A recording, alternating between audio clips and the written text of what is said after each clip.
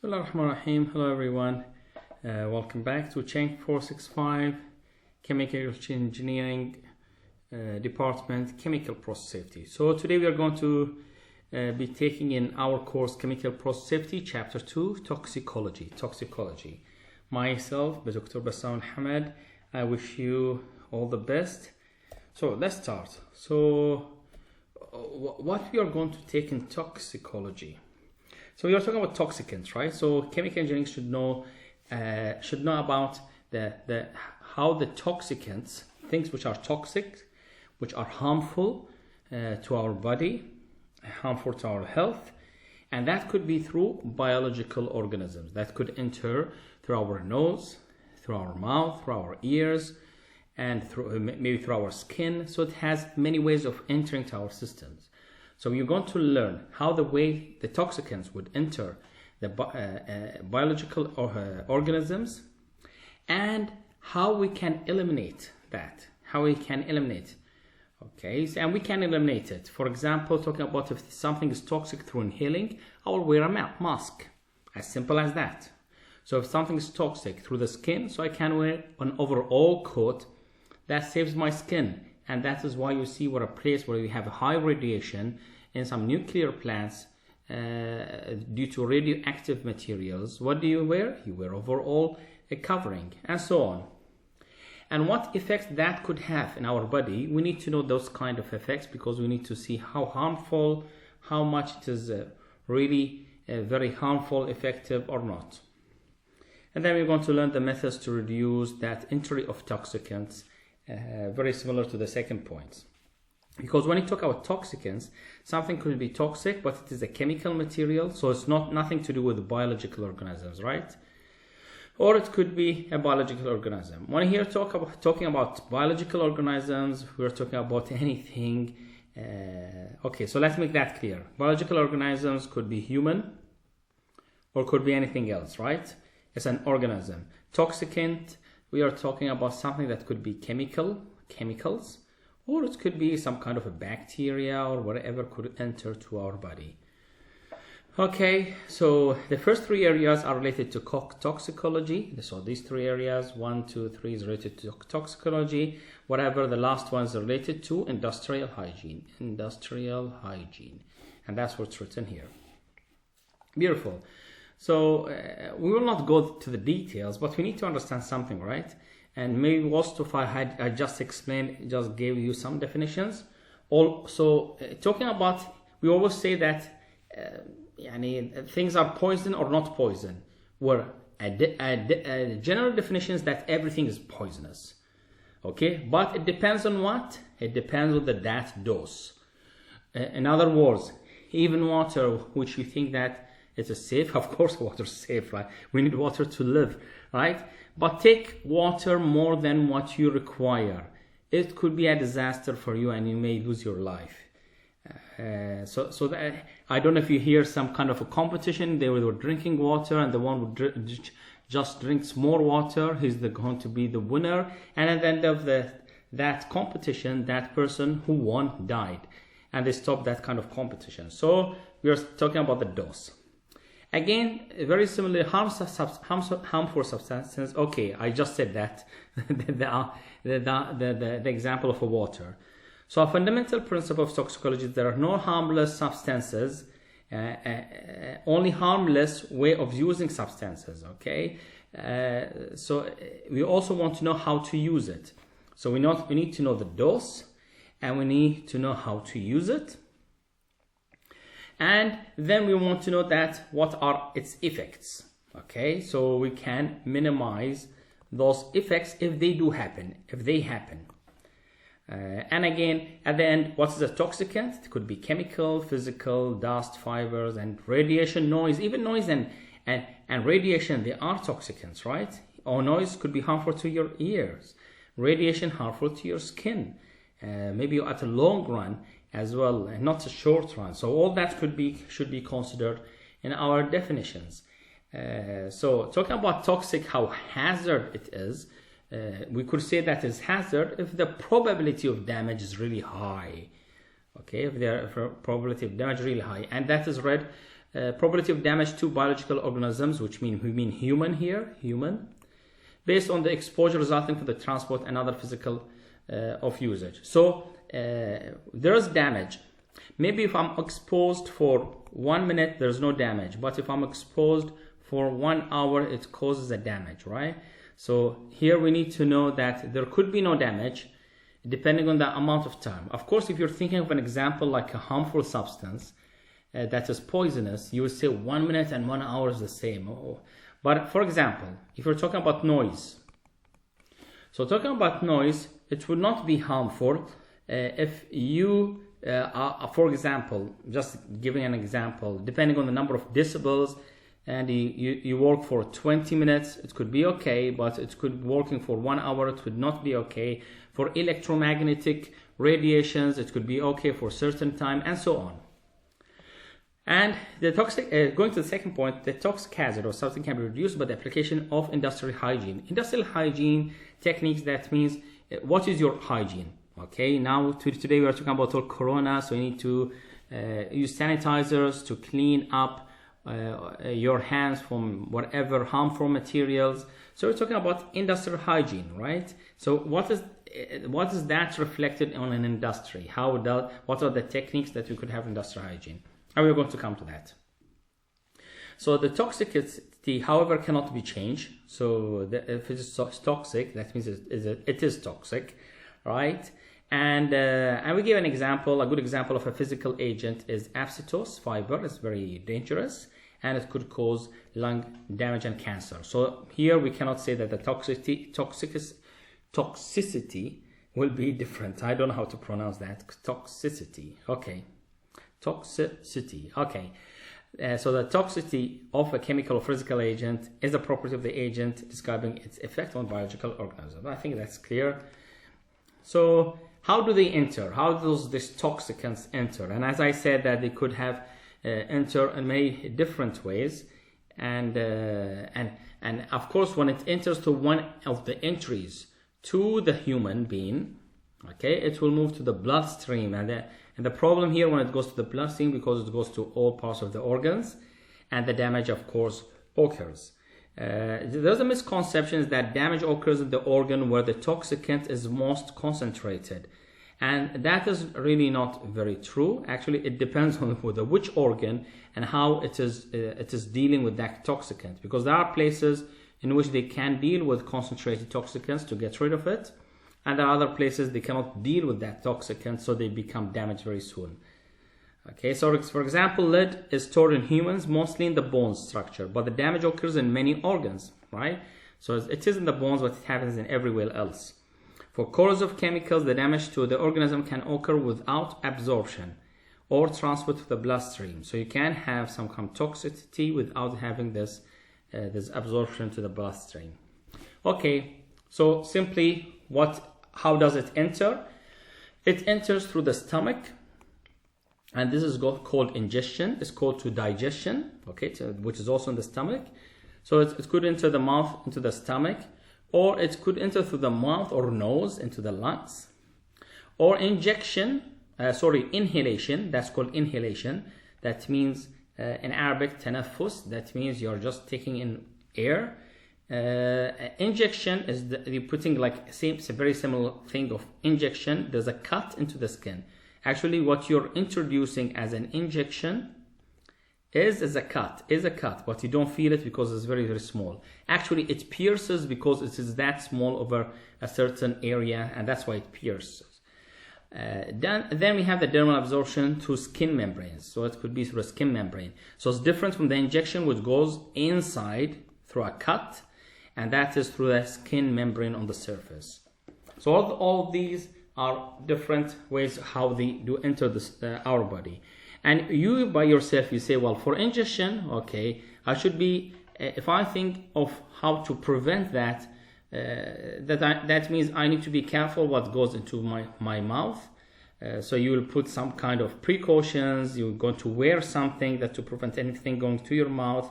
As for inhalation, you want to wear some kind of masks, and so on. And each one of them has an effect on you. Why? Because something goes into your stomach, will definitely have an effect differently from something going to your blood, right? They are going to be different. And for this reason, if you just look at this table, the ingestion which goes to the mouth or stomach, it goes through eating, drinking, and smoking. Inhalation, it goes through ventilation, respiration. So that needs you need the protection equipment. Injection, that something goes through the skin, so I need to have good clothing for that. And of course, again, what goes through the skin, I will have good clothing. Each one of it will have a different effect. The one that goes through the skin has the least effect. Okay, but this one is the skin which is on the surface, right? This is the skin which is on the surface. But the one which goes as an injection through the skin cut, it is a skin cut, but it goes to the what? It goes to the blood. And that's why it has the greatest effect. And the one which has lower is the one that goes directly to the mouth, to the lungs. And this is because then it goes directly to what is going to the blood. So if you take on first carbon monoxide and then it reacts with your blood, which has the hemoglobin, and when they react with each other, they just react to form a new chemical that does not react with O2, and this is why you get some kind of poisonous and you cannot breathe and you may die. So that is inhalation. Ingestion is something that goes through the stomach, and because it goes through the stomach, and this is why it's less effective from the rest. So if you look at the blood level, which one has more effects? That goes to the blood level, of course, the one which is the injection, and this is how it goes through with the route of exposure. I know that is in Arabic, just to tell you that talking about ingestion, this is how it goes. It's either through swallowing or through inhaling or absorption, and it also could go, I don't think so that this last one is that we should enter here. We already went through this, so that is the respiratory tract where it goes inside, and there's some kind of absorption of some chemicals that could go to your skin directly, and you get irritated, right? There are some chemicals that irritates you, so definitely it will have an effect. And this is some kind of there's a cut, and if you are really have a very low immune system, even a bacteria could get into here, and it could poison, or before poisoning, it would have an effect of you having diarrhea and or trying to vomit, and so all these effects that you could have, and then it goes to the poisoning the blood, which is a very tough situation, and it could be really dangerous. Okay, what else do we have? We have something called the gastrointestinal. Okay, gastrointestinal. Intestinal, that means something to do with the stomach, again, the intestine. Okay, and this just tells you that what is the GI tract. It plays the most significant role in toxicant entering the body through ingestion. So it's just a measure for what is entering here. Of course, we already said that what goes into your body through ingestion is through food and drink, and any airborne particles, and the word airborne means anything that is carried by air. Okay, anything that is carried by air particles, either solid, liquid, it goes to the mucus of the upper respiratory system. So it goes through the respiratory system, which consists of many smaller and smaller parts of respiratory systems called mucus, and this is where it could be affected. So any gas that goes into your intestine and could cause something into your body, the GI tract could be a good measurement for that. So the rate and selectivity of the absorption by the GI tract is highly dependent on many conditions, of course, depending on the conditions of the temperature, the pressure, yourself, and so on, and the type of chemical that is entering your body. So what you're trying to say in this slide, you mainly need to know that there is something called the GI tract, and it's a measure of some kind of how poisonous or how effective or how harmful you're affected. And that chemical that enters into your body, there's a selectivity and there is a rate that telling that how fast or how slow. And also this depends on the molecular size of it and its shape and its acidity, talking about how effective it's going to be in your body. And if you think of the skin, so this is the skin, and this is where the word came, the dermal thing that we just went through, where it goes through your skin. We already said there are 4 types: ingestion, inhalation, and one of them is the dermal, which is through the skin membrane. Okay, so it has some time through the skin. Well, it enters the blood vessels that you have here, right? Great. So talking about the skin, as we have talking about the things that go to the intestine, there are also many chemicals that enter to your skin, and we already said that into your skin could be through the injection, that they have some cuts, and mechanical injection with high hypodermic needles. And just to say and keep people comfortable, most of the chemicals they are not absorbed readily by skin. However, we still should consider that into our mind. For example, a few chemicals, however, do show remarkable skin permeability. Phenol, for example, requires a small area of skin for the body to absorb an adequate amount to result in death. Okay, so but that is very very rare to happen. These are the things that I think so that you need to have in mind, and this is just an example of the respiratory system and how things can go through the mouth or through the nose. It goes inside here, and these are what you have inside your body.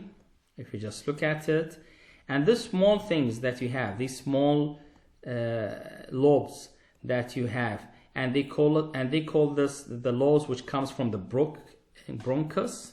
So you have right bronchus and the left bronchus, and these small things, they do the whole exchange of oxygen, so that goes to the blood vessels.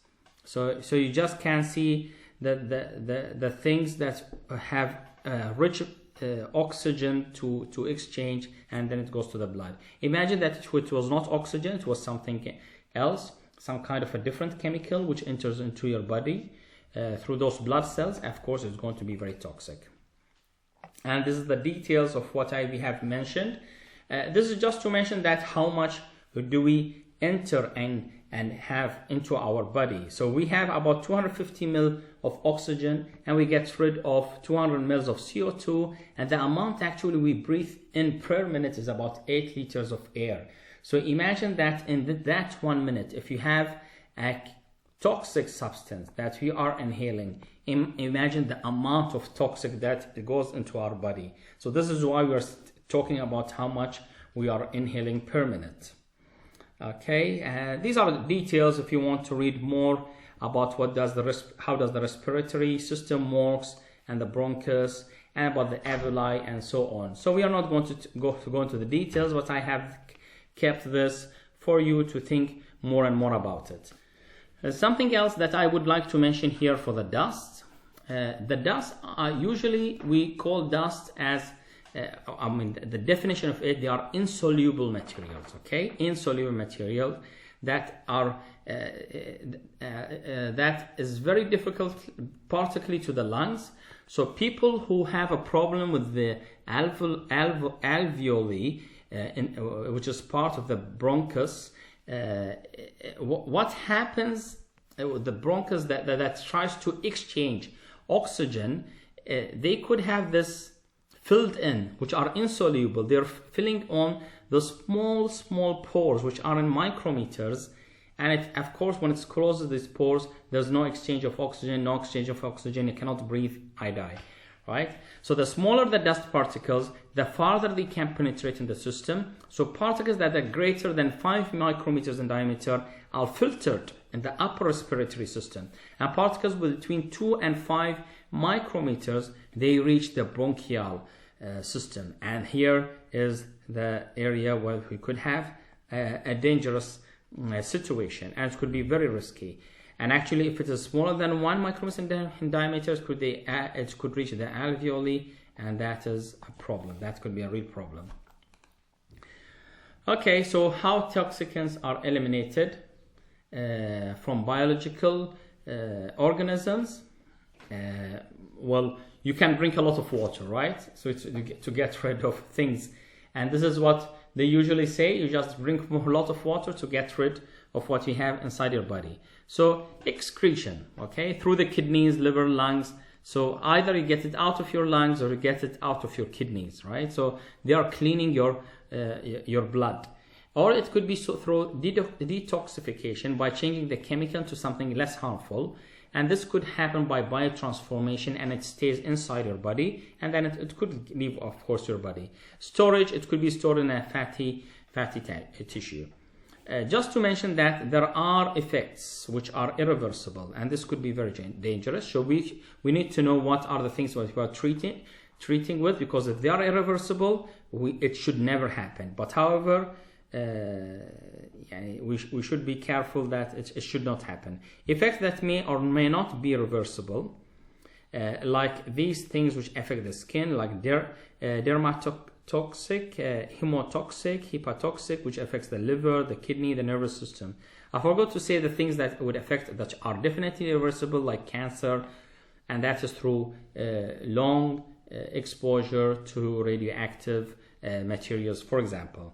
Or things which could affect the reproductive system, that will also be very dangerous. Something that affects the birth, the small baby inside the womb of his mother. Definitely, if there's an effect, it will be irreversible. So that's why you always have signs for these certain people to be away from some areas. Okay, so we are arriving to this toxicological study. If you want to study any toxic substance or to talk about toxicants, we need to talk about several points here. And the point that I want to talk about is the toxicant. So you need to know what is the toxicant and who is getting affected by that toxicant, so the target or test organism. The effect, what effect it would have on that person, the human, and if it has an effect, what about the dose? Was it a small dose or a big dose? And if it was a small or a big dose, was the period of exposure long or short? Okay, so all of those points will give me an idea when I study my toxic substances. So, for example, benzene can exist in either liquid or vapor form. So I need to know what I'm dealing with. I'm dealing with benzene, which is in a liquid form, or a benzene in a vapor form. Because each physical state will have a different route and will have a different kind of a study when I do study it. And even the dose, is it a large dose or a small dose? And when you have some kind of this small bottle of antibiotics, and they tell you that you need to have 5 mils per day for 1 day, every day, once, for 5 or 7 days. You just cannot decide that instead of 5 mils I have 7 mils. Instead of 5 mils I have 10 mils. Instead of taking one every day, I'll have 10 mils for 2 days, just in one shot. You cannot do that. Okay, so definitely the amount of the dose that you're taking would affect a lot. And talking about now for gaseous airborne substances, we usually reflect that in parts per million, and you already know that. And this is equivalent to milligrams per meter cube, it's the same.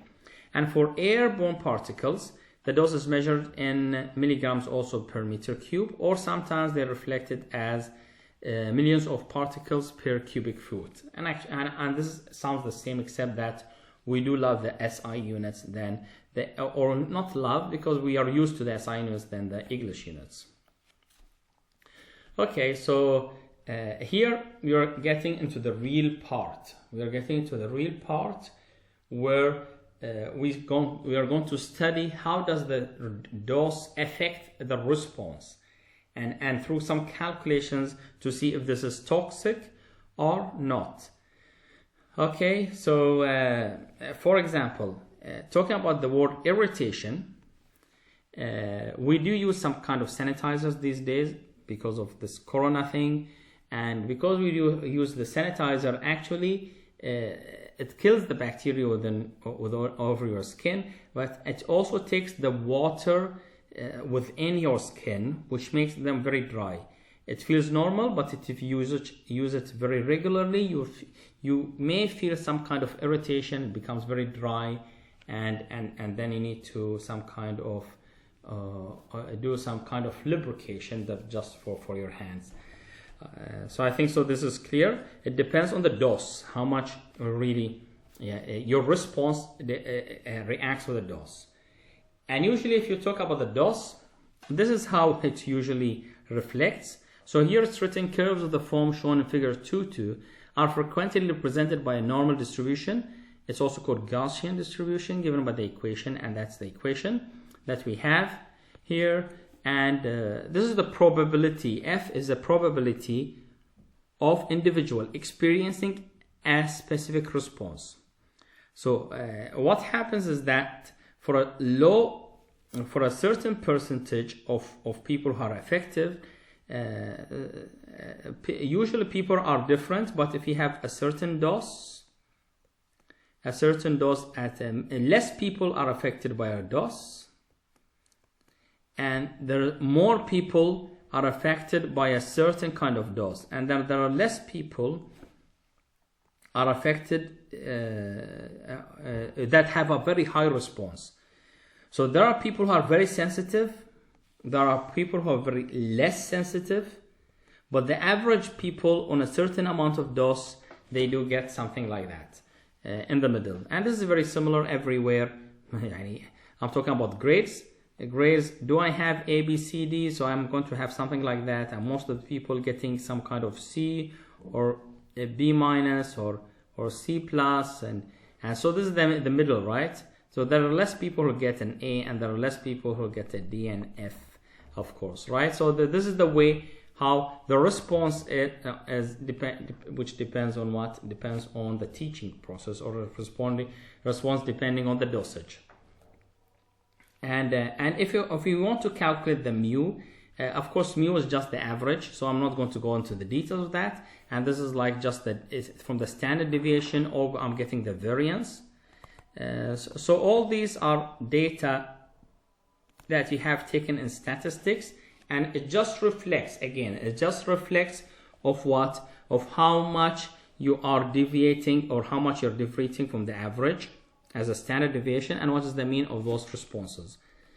Okay, why we are studying all this? Because we want to study the response versus the dose. We want to study the response versus the dose. So how much dose do I have, and how it is responding.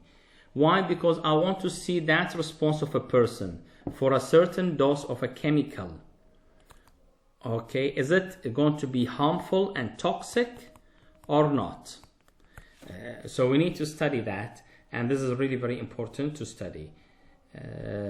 So let's take an example, and it's always best to take an example when we go through something that has some kind of numbers and calculations. So we take example 2.1. 75 people are tested. 75 people are tested for skin irritation because of a specific dose. So they have some kind of skin irritation because of a specific dose of a substance. The responses are recorded on a scale from 0 to 10. 0 indicating no response, and 10 indicating a high response. The number of individuals exhibiting a specific response is given in the following table. So talking about like the number of individuals, those who had no response, 0 response, were 0. Those who had a response of 1, that means a very little response, were 5 people. Those who had a response of 2 were 10 people. Okay, those who had a response of 3 were 13 people. Those who had a response of 4, 13 people, and so on. And you can see most of the people who had response were in the middle. And again, why is that? And we already said that most of the people, they're going to have response for skin irritation, but some people who are less sensitive and some people who are very sensitive, they're always less and less. Okay, so I gave a specific dose, and I'm just calculating how many people are responding to that dose. So this is the data that I have, and based on that data, I can calculate the mean, the standard deviation, and so I can plot the histogram. I can calculate the mean, the standard deviation, and of course I can get the normal distribution. That is not of my concern because you already know this, right? You know how to calculate all those. So and then the exam, I'm not going to wait for you to really calculate this, but I want to get to the stage where I can say how harmful is that going to be or not. So this is what we get as a response, and we just got the mu, and we can have the equation. What is the equation of my figure? The equation of my figure will be that equation that I have already presented before. And from this equation, actually, I can gain a lot of information, and this information will be really very useful. Great. So this is mu. If we just can recall that this is x minus mu. This is x minus mu, and 13.3 is the number. I'm just going to go a little at the back there because it's not easy to get this information. So you have 1 over, oh my god, this is a big number there. Even that thing here that I thought that it was straightforward, there are some details, so it's not as easy just saying mu. Okay, but I still think that it was mu. Okay, so this is the way how to calculate the mean and then the standard deviation. I think this is straightforward, and then you get the normal distribution of what we got as an equation here. Okay, and this is what we got. This is what we got. Is that enough? Actually, this is what I thought that we thought that this is great. We got information, but that's not my goal. We still did not get any good information about safety in this regards. Getting some good information is what we are trying to do here in table 2.3. And actually, this is the same data that I had from 0 to 10.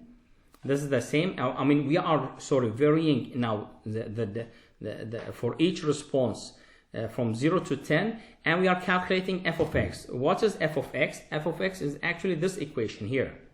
Okay, so this is the equation of f of x. So we just substitute x from 0 to 10, considering that we also want to substitute the mean value, and then we are getting f of x, and then you multiply that by 75, and the reason actually you're multiplying it by 75 all goes back to the way how we define this equation. It doesn't appear here. Maybe I need to explain that in a little moment later, but that is one of the measures that we are trying to obtain here, that if 75 people are affected, yes, that's what it means. So we are talking about 75 people, right? So if you want to talk about 90 people, I multiply it by 90. If you want to talk about 100 people, I multiply it by 100, and so on. So I'm multiplying it by 75, which is a good number for statistics. Okay, and this is what I get as the number. So I can plot, and so here I can plot the response with the dose, and then I can take the logarithm of the dose. So you just can see it that I have the dose that I have, and then the response, which is 75 f of x, or I can represent that against the logarithm scale and get the answer. So and all of these gives us different shapes, and the shapes that we get when we do have the toxic response against the logarithm of the dose, the shapes tells us if it is an effective dose, or it is a toxic dose TD, or it's a lethal dose. So all of that will tell us that it has an effect or it doesn't have an effect, or it could have an effect that it is toxic, So all of these numbers will give us some information that is very useful, and to be even more systematic, because we're still talking generic without systematic. Think that we can judge or take a decision, a real consideration of the dosage and how the response is going to be responding against it. So looking at these models that we have for dose and response curves, response versus dose curves can be drawn for a wide variety of exposure, including exposure to heat, pressure, radiation, impact, and sound. So we are talking about all kinds of toxics that we could have. So what do we have here? We have something called probates. And actually the probates, the word probates here is just reflecting the probabilities, and this is like some kind of a standard term that we are going to be using. And depending on the percentages that we have obtained, we can calculate the probates, and the number of probates is going to tell us that if it is toxic or not toxic. The question is that how do we calculate probates? The probate variable is calculated based on the equation, that this is the equation, p is equal to 1 over 2 pi to the power half, the integration to exponential term, and that's the exponential term. Okay, so these are the probates, and from the probates, actually the word y here that you can see, it is calculated based on two parameters K1 and K2, which are already obtained by other scientists who have done these equations for us, and the V is just the dose, okay? So here we're talking about the dose. Beautiful. So now the probate variable that we have here, so the probate variable is a function of what? Is a function of the dose. Okay, it's a function of dose, and we have these two K1 and K2. How can we get those values? You can see this is the way how we transform from percentages to probates. This is exactly the figure here. So that is the figure. That figure is just represented in a table, and sometimes it's easier to look at in a table. So whatever you would like to use, you can use. So this is the transformation of percentages to probates. And here again, I'm talking about the response percentages. You remember there's response versus dose. Okay, so from the dose, I can get also the probates. So we can go the other way around. From the probates, I can know the dose that will make it toxic, and then I'm going to calculate the number of responses in that regards. So all of them are related to each other, and so this is a kind of a probate transformation that converts the sigmoidal response versus log dose into a straight line or plotted on a linear probate scale. I know that things are not straightforward because it's the first time for you hearing about it, but when you try to solve problems, it will be easier. Looking at this table here, so you can see the values of K1 and K2. Okay, now we know what's going to happen. So from the K1 and K2, which are probate parameters, we are going to get the probates. And what does it tell us here? The type of injury or damage. So type of injury or damage could be fire, or it could be an explosion for certain reasons, or it could be a toxic release. Let's go into the details of it. The fire could be burn deaths from flash fire, or it could be burn deaths from pool burning. Let's see explosion. It could be death from lung hemorrhage, or it could be eardrum ruptures. It could be death from impact, or it could be injuries from impact. So you can see all of those are explosions. Even the eardrum rupture is an explosion. Or sorry, it's not that. Even the explosion could cause an eardrum rupture. Okay, or it could cause death because of the blood problem, that blood vessels are opening and you're bleeding from inside. Or it could be from the impact. It could be injuries from that impact, and injuries happen because of the explosion. Okay, or it could be injuries because of the flying fragments that happen from the explosion. Okay, or it could be structural damage because of the explosion. Something fell onto my bones and broke it, or it could be a glass breakage. Okay, And these are the values of K1 and K2 for the calculations of the probates. Toxic release, you can see how toxic release, there should be ammonia death, carbon monoxide, chlorine death, ethylene oxide death, hydrogen chloride, and so on. So all of these are kind of death that is there. Talking about the causative variable, if you want to calculate the causative variable, here are the parameters that we return to, and we'll use that if we need it when we do some kind of calculations. Okay, so just to take an example, let's take an example. Determine the percentage of people. Okay, now it makes sense when you just start solving problems. Determine the percentage of people who will die as a result of burns from pool burning if the probate variable is 4.39. So I have the probate variable, and I want to know how many people will die as a result from pool burning. Okay, compare results from table 2.4 and equation 2.6. So the percentage from table 2.4 is 27%. How did he get this 27%? From 4.39. And let's go to know how did he get that 27%. So if we go 4.39, at least with what we can see here, so talking about the probate, which is 4. What did we say? It was 4. Oh my god, I forgot.